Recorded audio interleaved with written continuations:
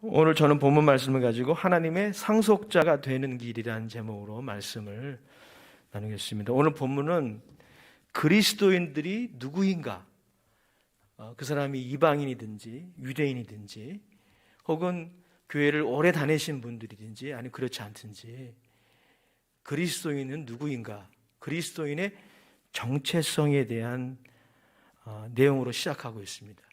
오늘 본문에 따르면 그리스도인들은 누구입니까? 하나님의 상속자라는 것입니다. 하나님의 상속자. 상속자면 상속받는 것이 있어야 될 거 아니겠어요? 무엇을 상속받는 것일까요? 13절에 보니까 그것이 나와 있습니다. 우리 13절 같이 읽어보겠습니다. 시작. 아브라함이나 그 후손에게 세상의 상속자가 되리라고 하신 언약은 율법으로 말미암은 것이 아니요 오직 믿음의 의로 말미암은 것이니라. 세상의 상속자가 바로 그리스도인이라고 하는 것입니다. 세상을 상속받을 것이다 라는 것이죠. 참으로 어마어마한 말씀이 아닐 수 없어요. 물론 여러분, 세상을 상속받는다는 것은 세상에 있는 모든 것을 내 이름으로 등기 이전을 할 수 있다라는 그런 내용이 아닙니다.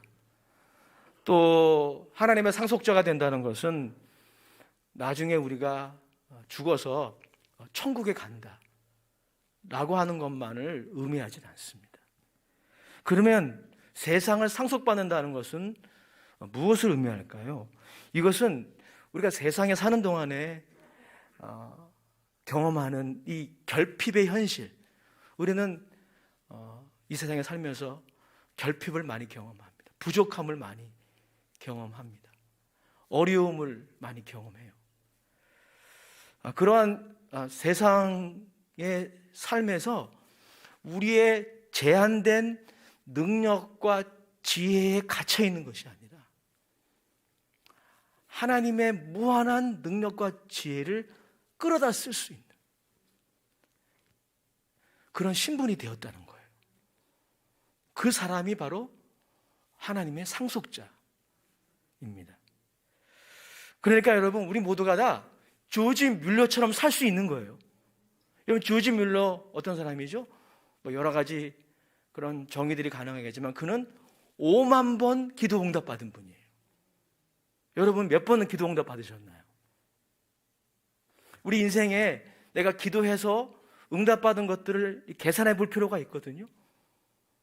조지 뮬러는 그의 일기를 통해서 5만 번 기도 응답받았다고 그렇게 고백하고 있어요. 그게 거짓말했으리라고 생각하지 않아요. 여러분, 그런데 그 조지 뮬러의 하나님이 조지 뮬러의 하나님만이 아니라 모든 그리스도인들의 하나님이신 것입니다. 하나님의 상속자가 된다는 것은 조지 뮬러에게 일어난 그 사건이 우리의 사건이 되는 거예요. 그러니 여러분, 이것이 엄청난 복 아닌가요? 우리의 고민은 어디에 있는 겁니까? 우리의 능력이 제한되어 있다는데 우리 고민이 있어요. 우리의 지혜가 제한되어 있어요. 그게 우리의 고민입니다. 그래서 우리의 인생에 늘 쫓아다니는 게, 꼬리표처럼 쫓아다니는 게 결핍, 부족함, 불만족, 그런 것들입니다. 다 우리의 능력과 우리의 지혜가 제한되어 있기 때문에 그러는데, 하나님의 상속자는 그 삶의 현실 속에서 하나님의 무한한 능력과 지혜를 끌어다 쓸 수 있는 거예요. 그게 하나님의 상속자입니다. 어마어마한 축복이 아닐 수 없어요. 즉, 하나님이 하나님의 상속자들의 기업이 되시는 거예요. 힘의 원천이 되시는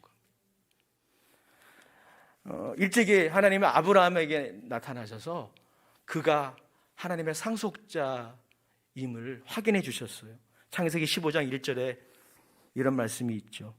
이후에 여호와의 말씀이 환상 중에 아브라함에게 임하여 이르시되 아브라함아 두려워하지 말라. 나는 내 방패요 너의 지극히 큰 상급이니라. 아브라함이 하나님의 말씀을 쫓아서 가나안 땅에 왔지만 자신의 이름으로 등기가 되어 있는 땅 한 평도 없고 자식도 없어요. 그래서 아브라함이 회의에 빠져 있을 때, 미래에 대해서 두려워할 때 하나님이 아브라함에게 찾아가셔서 야, 너는 나의 상속자야. 내가 너의 상급이야. 두려워하지 마. 라고 말씀하시는데, 이 말씀이 아브라함에게만 하신 것이 아니라 오늘 모든 그리스도인들에게 하시는 약속의 말씀입니다. 주의 음성으로 들으시기를 주의 이름으로 축복합니다. 근데 이 어마어마한 이 복을, 이 어마어마한 신분을 우리가 어떻게 받게 되느냐, 그것이 오늘 사실 본문의 더 중요한 주안점이에요. 오늘 본문에 따르면 그것은 율법의 행위를 통해서 얻는 것이 아니라는 거예요. 율법의 행위를 통해서 얻는 것은 우리의 수고에 대한 대가죠. 근데 그걸로 얻는 것이 아니라는 것이죠. 오늘 본문이 그것을 우리에게 말씀해 주고 있어요. 우리 12절 말씀 같이 읽어보겠습니다. 시작. 또한 할례자의 조상이 되었나니 곧 할례 받을 자에게뿐 아니라 우리 조상 아브라함이 무할례 시에 가졌던 믿음의 자체를 따르는 자들에게도 그러하니라. 13절도요. 아브라함이나 그 후손에게 세상의 상속자가 되리라고 하신 언약은 율법으로 말미암은 것이 아니요 오직 믿음의 의로 말미암은 것이라. 이 하나님의 상속자의 신분을 우리의 노력과 공로로 취득한 게 아니라는 것이죠. 그러면 왜 구체적으로 율법의 행위로는 안 될까요? 이유가 있습니다. 율법의 행위 자체가 문제가 있어서가 아니에요. 율법의 행위에는 어떤 것들이 있습니까? 안식일을 준수하는 것, 간음하지 않는 것, 살인하지 않는 것, 그리고 유대인들에게는 할례를 받는 것 등등이 거기에 다 포함됩니다. 오늘날 여러분 할례를 받는다거나 또 구약 시대에 드렸던 그 제사의 그런 의식의 규례들을 지킬 필요는 없습니다. 하지만 여전히 십계명으로 우리들에게 상징되는 이 하나님의 이 도덕 질서에는 우리가 순종해야 돼요. 그러므로 이런 율법들을 지키는 행위가 문제가 있다거나 율법 자체가 문제가 있어서 율법의 행위로 하나님의 상속자의 신분을 얻을 수 없다는 게 아닙니다. 이유는 율법의 행위가 문제가 아니라 우리의 율법의 행위가 불완전하기 때문이에요. 이 불완전한 기초 위에 집을 지을 수는 없는 것 아니겠습니까? 저와 여러분들의 율법의 행위는 필요하지만 그 율법의 행위가 완전하지 않음을 우리는 시인할 수밖에 없어요. 예를 들어 여러분 예수님의 산상수훈을 생각해 보십시오. 예수님의 산상수훈에 보면 예수님이 우리에게 원하시는 기준이 나와요. 그 기준에 따르면 우리가 인생을 살아가면서 과연 한 번도 간음을 하지 않았는지, 한 번도 살인을 하지 않았는지 의구심이 들 수밖에 없어요. 특별히 예수님이 우리에게 이런 말씀하셨어요. 내 원수가 목마르거든 먹이고 마셔라. 원수가 내 왼뺨을 때리거든 오른뺨을 돌려대라. 예수님의 이 파격적인 기준, 이 높은 기준에 비춰볼 때 우리의 율법에 대한 순종은 불완전해요. 그래서 오늘 본문 15절에 이렇게 말씀하고 있습니다. 같이 읽어보겠습니다. 시작. 율법은 진노를 이루게 하나니 율법이 없는 곳에는 범법도 없느니라. 여러분 오해하지 마세요. 안식일을 준수하고 간음을 하지 않는 것, 살인을 하지 않는 것은 우리의 마땅한 의무입니다. 그것을 폐기 처분하는 것이 본문의 내용이 아니에요. 그래서 너무나 중요하지만 그런 율법에 대한 순종이, 우리의 순종이 언제나 불완전하다는 거예요. 거기에 문제가 있는 것입니다. 그 불완전한 그 근거 때문에 하나님이 우리를 하나님의 상속자로 부를 수 없다는 것입니다. 이 15절 말씀, 개역 개정 성경에는 아주 간단하게 기록이 되어 있는데 다른 세번역 성경에 보면은요, 이렇게 내용이 묘사되어 있어요. 우리의 율법에 대한 순종이 언제나 불완전하기 때문에, 즉 우리의 율법에 대한 우리의 순종이 언제나 완전하지 않기 때문에, 우리는 늘 율법을 거스르기 때문에, 율법이 있는 곳에는 진노가 있을 것이다 라고 말씀하고 있는데, 더 정확한 번역이라고 저는 믿습니다. 그렇습니다. 율법 자체가 문제가 아니고, 율법의 행위 자체가 문제가 아니고, 우리의 연약성, 우리의 죄성이 예수님이 원하시는 그 기준에 못 미친다는 것입니다. 율법에 대한 순종에 실패한다는 거예요. 그래서 여러분, 율법의 행위로 이 하나님의 상속자라는 신분을 취득하는 게 아닙니다. 그러면 하나님의 상속자로서의 신분을 우리가 어떻게 얻게 되나요?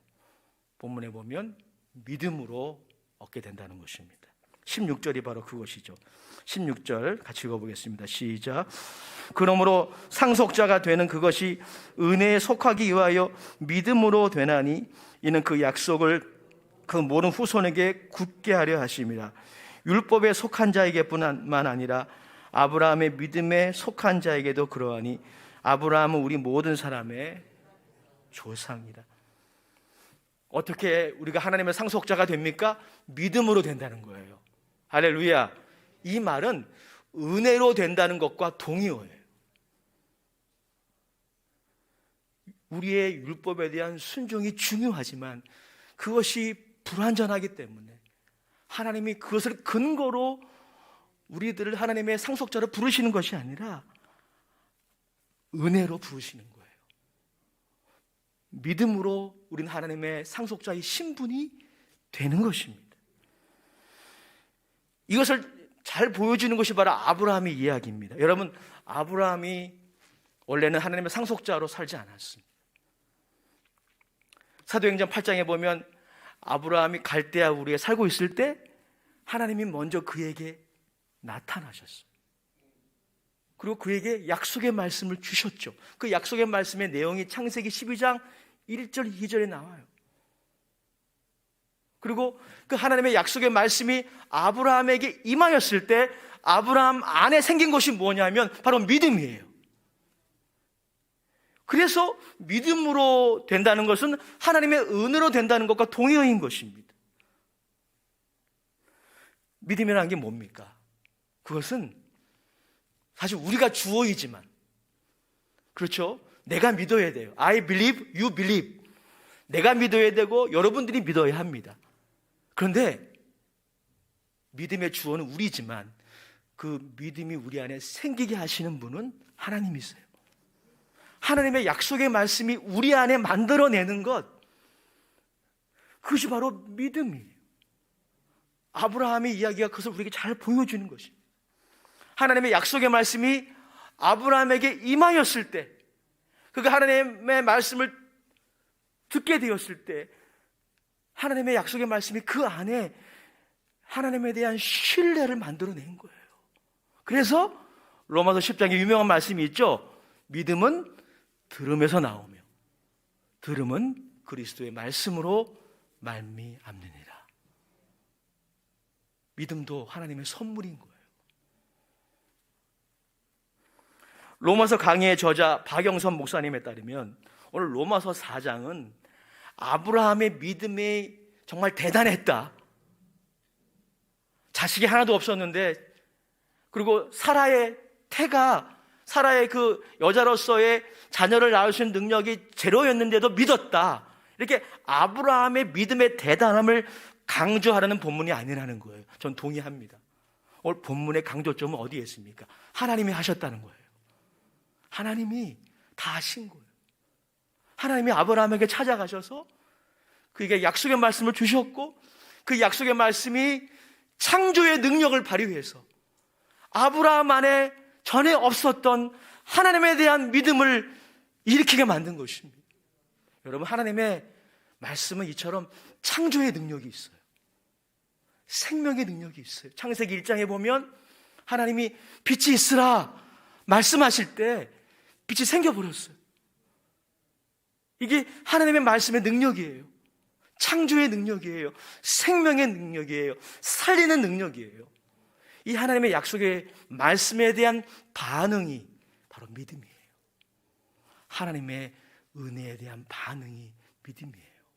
그리고 하나님의 창조의 말씀, 그 약속의 말씀이 우리 안에 만들어내는 게 믿음이에요. 어떻게 하나님의 상속자가 될 수 있습니까? 오직 은혜로, 오직 믿음으로 되는 것입니다. 하나님이 주인공인 거예요. 하나님이 우리의 믿음을 도구로 삼아서, 그 믿음도 우리에게 주셔서, 그 믿음을 도구로 삼으셔서 우리들을 하나님의 상속자로 부르시는 거예요. 인정해 주시는 거예요. 우리의 죄를 없이 하시고 가려주시는 거예요. 하나님이 하신 거예요. 그 하나님께 영광을 돌리는 여러분 되시기를 주의 이름으로 축복합니다. 그 하나님을 찬양합니다. 오늘 본문의 이야기가 그래서 우리들에게 적용하기 원하는 세 가지 메시지가 있어요. 우리가 꼭 우리의 삶에 적용해야 할 세 가지 메시지, 세 가지를 간단히 좀 나누기 원합니다. 첫 번째 적용해야 할 메시지는 뭐냐면요, 우리가 하나님의 상속자가 되었다면 하나님의 상속자에 걸맞는 삶이 있어요. 그게 뭘까요? 하나님의 상속자가 하나님의 은혜로 되었다면 하나님의 상속자로서의 걸맞는 삶의 양식이 있다는 거죠. 그게 뭘까요? 하나님께 달라고 하는 거예요. 어려운 거 아니죠. 왜냐하면 제가 좀 전에 말씀드렸잖아요. 하나님의 상속자는 누구입니까? 이 땅의 모든 것들을 자신의 이름으로 등기 이전할 수는 없지만 그건 꿈도 못 꾸는 거죠. 그게 아니라 우리의 제한된 능력과 지혜가 아니라 하나님의 무한한 능력과 지혜를 끌어다 쓰는 존재가 바로 상속자라면, 여러분, 하나님의 상속자가 선택해야 할 삶의 양식은 무엇입니까? 하나님께 손 벌리는 거예요. 여러분, 믿음이란 뭡니까? 믿음은 하나님의 은혜를 받는 손이에요. 하나님은 주시는 분이고 우리는 받아야 됩니다. 받는 손이 믿음이에요. 영국의 유명한 신학자 엘리스턴 매크라스가 이신칭이라는 책에서 믿음을 이렇게 정의했는데 들어보십시오. 제가 인용해 드릴게요. 믿음은 적극적으로 하나님께 무엇을 받으려는 상태다.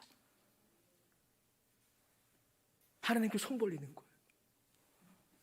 특별히 여러분, 우리의 인생 가운데 결핍이 있고 부족함이 있고 뭔가가 꼭 이루어져야 하는데 이루어지지 않아서 근심하고 염려하고 두려워하는 그런 문제들이 있지 않습니까? 그런 결핍과 그런 부족함과 그런 문제들이 있을 때 하나님께 손을 내미는 것, 그게 믿음이라는 거예요. 어려운 게 아니죠. 그런 계속 이어나가고 있어요. 믿음은 적극적으로 하나님께 무엇을 받으려는 상태다. 믿음이 좋다는 거는 하나님께 손 많이 내미는 거예요. 그게 믿음 좋은 거예요. 은혜는 주고, 한번 복창해 볼까요? 은혜는 주고 믿음은 받는다. 성경 말씀은 아니지만 너무 마음에 드는 구절이라 제가 복창을 여러분들이 권유했어요. 은혜는 주고 믿음은 받는 거예요. 단순하게 말해서 믿음은 하나님께 대한 아멘이다.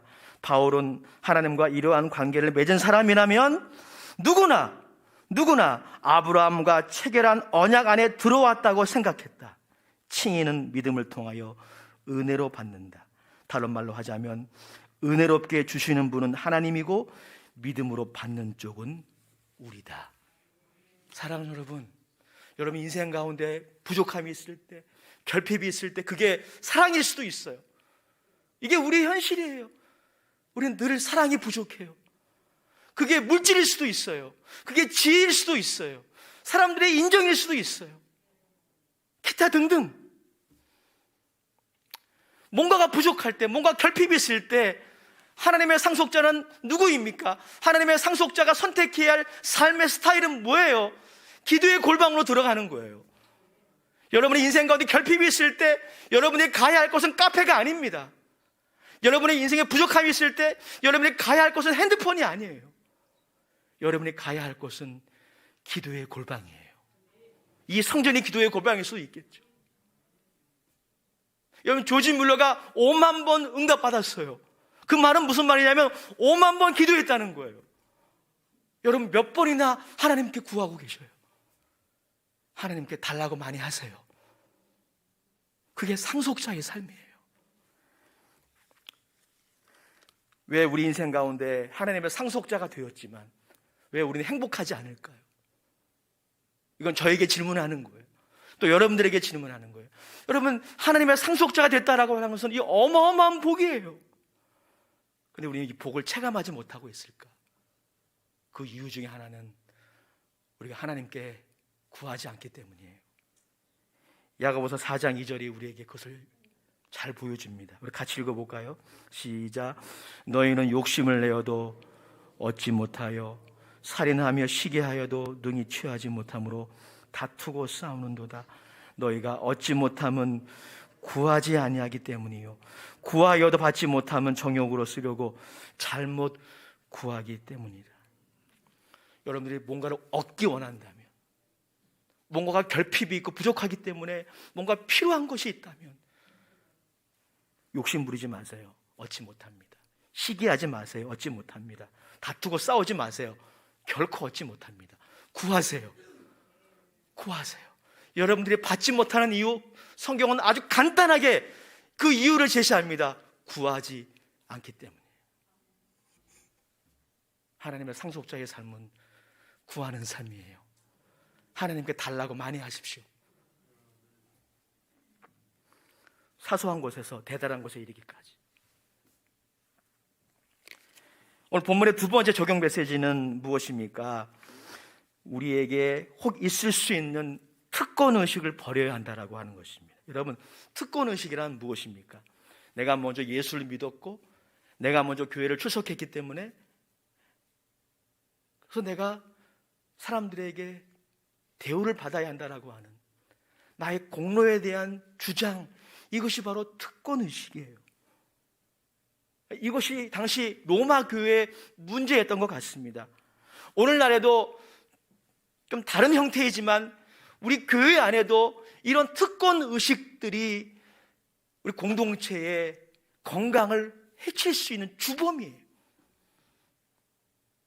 여러분, 유대인들은 이렇게 생각했습니다. 자신들은 육신적으로도 아브라함의 자손이고 몸에 할례가 있기 때문에 할례도 받지 않고 율법을 모르는 이방인 그리스도인들을 바라보면서 늘 우월의식을 가졌어요. 그들을 무시했습니다.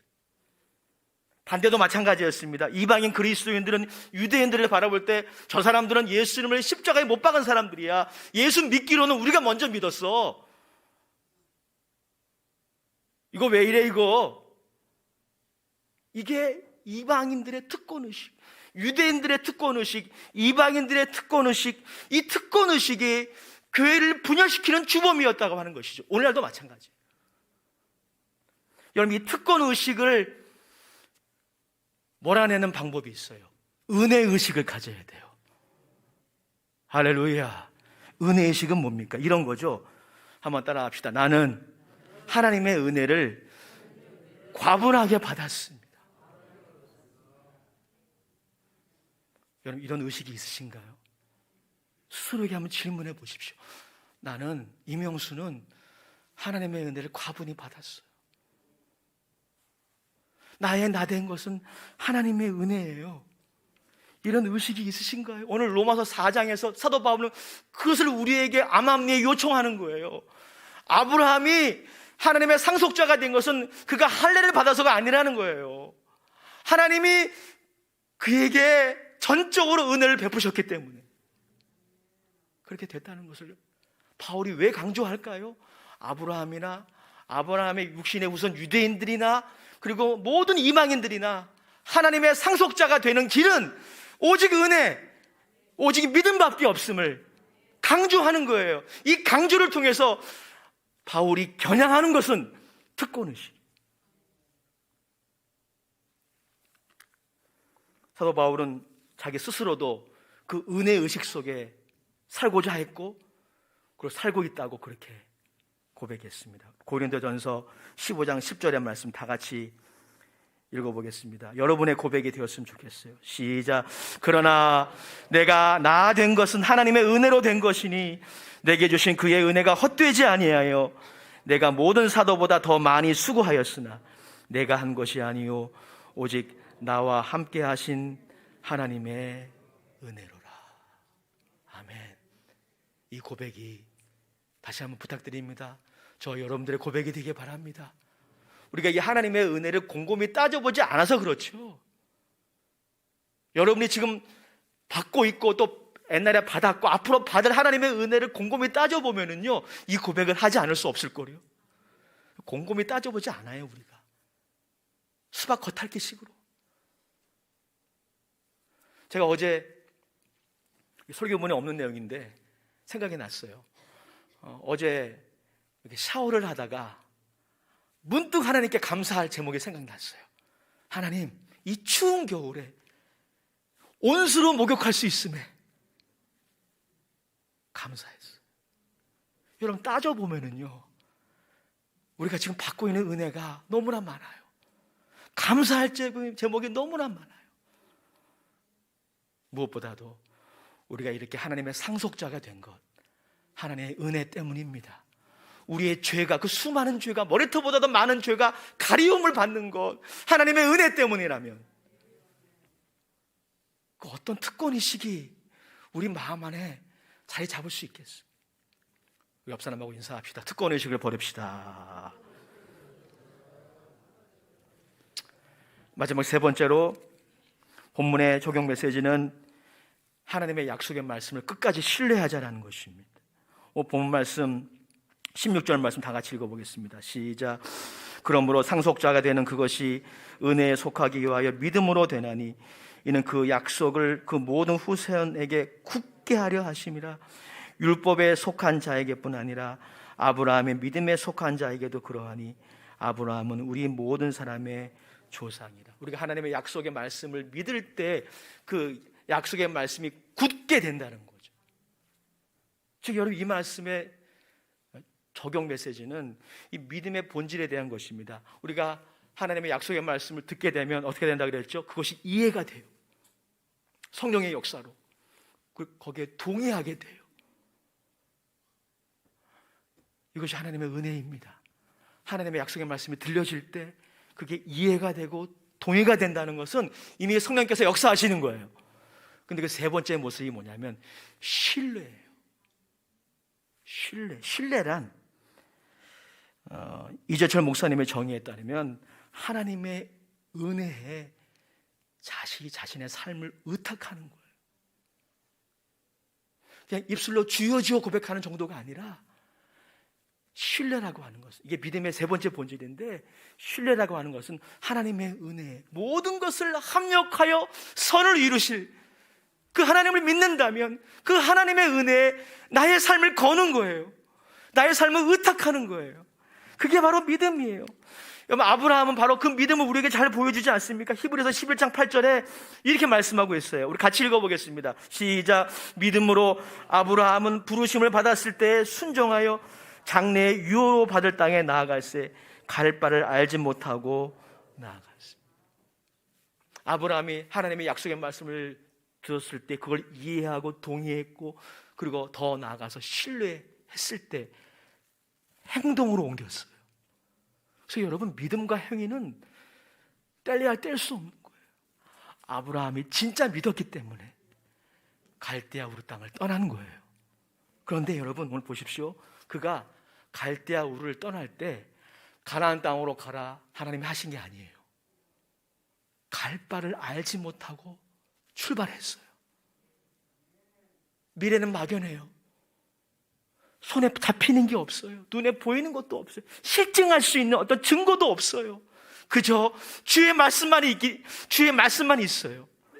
근데 하나님을 신뢰하기 때문에 그가 하신 말씀을 신뢰하게 된 거예요. 그 하나님의 신실함을 믿었기 때문에 아브라함은 그 하나님께 자신의 삶을 의탁한 거예요. 믿음으로 도전한 거예요. 갈 바를 알지 못하지만 하나님이 도와주실 거야. 하나님이 합력하여 선을 이루실 거야. 내가 이 믿음의 선택을 통해서 내가 원하는 성공과 내가 원하는 성취를 이루지 못한다 할지라도 하나님이 합력하여 선을 이루실 거야. 이거 믿어도 돼요. 하나님은 신실하신 분이십니다. 그래서 그의 약속의 말씀도 신실해요. 그래서 믿어도 돼요. 맡겨도 돼요.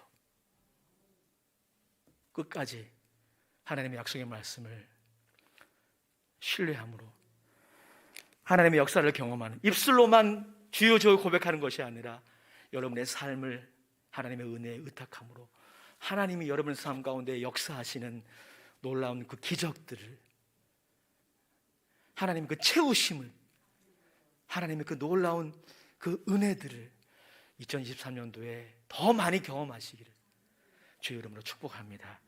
기도하겠습니다. 하나님 아버지, 하나님의 상속자가 된다는 것이 얼마나 큰 은혜인지 기억하고 하나님의 상속자로서 살아가기 원합니다. 특권의식을 버리고 은혜의식을 가지고 살기 원합니다. 하나님의 약속의 말씀을 끝까지 신뢰하고 믿음으로 나의 삶을 하나님께 맡기기 원합니다. 주여 도와 주옵소서. 예수님의 이름으로 감사하며 기도드립니다. 아멘. 우리 찬송가, 새 찬송가 310장, 통합 찬송가 410장